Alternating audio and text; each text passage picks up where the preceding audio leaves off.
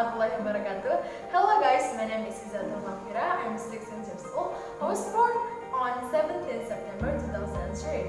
Recently, I continued my study in Madrasah Cendekia Aceh.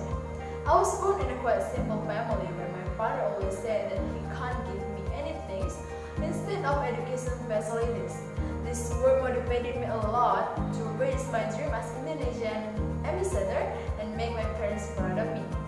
Every year I try my best to increase my academic score and try to develop my interest, especially in language.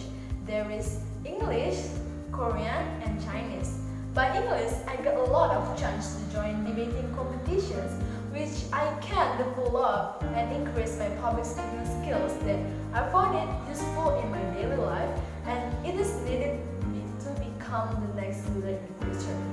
And also, I ever got a chance to join business plan and market research in the 3 countries, that is Malaysia, Singapore, and Thailand. I also ever become the paskibra of the government level. And I also joined world tourism that can show my credibility and integrity as a human. I also joined some kind of organizations such as OSIM to train my leadership in the future. And not just that,